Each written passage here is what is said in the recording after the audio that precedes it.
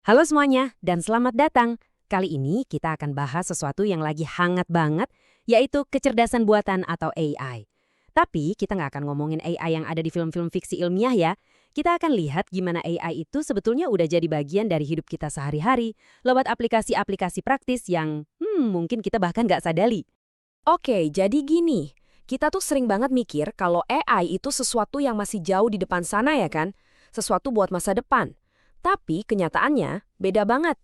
Sebenarnya AI itu udah ada di sini loh, bekerja diam-diam di belakang layar, jadi semacam asisten canggih yang secara nyata mengubah cara kita berinteraksi di dunia digital. Nah, hari ini kita bakal jalan-jalan melihat berbagai wajah AI. Mulai dari alat yang bikin kita lebih produktif, gimana AI dipakai di dunia bisnis, sampai ke tantangan-tantangan etis yang muncul karenanya. Yuk kita mulai?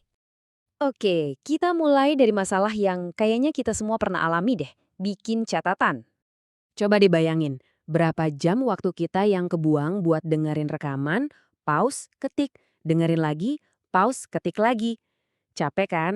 Tapi gimana kalau semua proses itu bisa dipangkas abis-abisan? Nah, peningkatannya itu benar-benar luar biasa.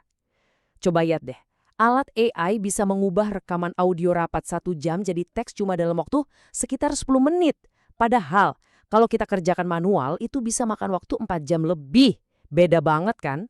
Aplikasi kayak Otter.ai atau Transkriptor itu pakai teknologi namanya Natural Language Processing. Gampangnya, mereka ngajarin komputer buat ngerti bahasa manusia. Hasilnya, akurasinya bisa tinggi banget dan kerennya lagi, dia bisa bedain siapa yang lagi ngomong. Tapi kemampuan AI dalam mengolah bahasa itu jauh lebih dari sekedar transkripsi loh. Sekarang, ayo kita lihat gimana teknologi ini mengubah dunia bisnis. Dulu kalau mau riset pasar, prosesnya kan lama dan manual banget. Nah sekarang platform AI bisa langsung menyapu ribuan ulasan pelanggan, jutaan postingan di media sosial, bahkan rekaman suara dari call center buat nemuin pola dan sentimen yang nggak mungkin ditemukan oleh manusia. Dan dampaknya ini nyata banget. Studi dari SurveyMonkey nunjukin kalau mayoritas pemasar itu udah pakai AI. Bukan cuma buat kerja lebih cepat, tapi buat bikin keputusan yang lebih cerdas dan berdasarkan data. Jadi, intinya gini, AI itu membantu bisnis memprediksi apa yang bakal Anda suka. Ini bukan lagi soal tebak-tebakan, tapi keputusan yang didasarkan pada data. Mulai dari produk baru di toko sampai serial TV yang bakal jadi favorit kita semua. Oke, AI itu nggak cuma bisa mendengar dan membaca, tapi juga dilatih untuk melihat. Teknologi ini namanya computer vision, dan sadar atau nggak sadar, ini udah ada di mana-mana. Kalau buat kita pribadi, contoh paling gampangnya ya aplikasi kayak Google Lens. Cukup arahin kamera, kita bisa tahu nama tanaman, terjemahin teks, atau bahkan cari barang yang kita lihat cuma dari fotonya. Buat bisnis, ada layanan canggih kayak Azure Video Indexer dari Microsoft.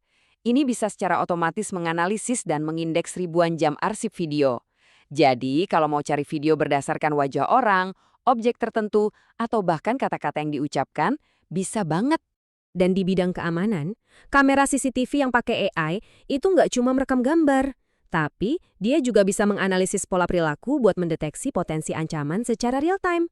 Keren kan? Aplikasinya tuh luas banget.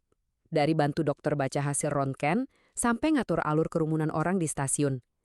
Tapi, kemampuan melihat yang super canggih ini juga punya sisi lain yang, cukup kompleks. Nah, ini yang penting. Kita sekarang masuk ke bagian dari cerita AI di mana kita harus benar-benar hati-hati, yaitu soal konsekuensi di dunia nyata saat teknologi ini tidak diimplementasikan dengan bijak. Ada perdebatan besar soal teknologi ini. Sebuah kasus nyata yang melibatkan peritel Rite Aid di Amerika Serikat, jadi contoh kenapa penerapannya bisa jadi sangat rumit dan problematik. Jadi, kalau kita lihat lini masanya, Rite Aid ini pakai teknologi pengenalan wajah selama 8 tahun. Tapi ternyata sistemnya itu banyak masalah. Sampai akhirnya pada tahun 2023, regulator pemerintah yaitu FTC turun tangan dan melarang mereka pakai teknologi itu. Salah satu masalah utamanya adalah soal akurasi.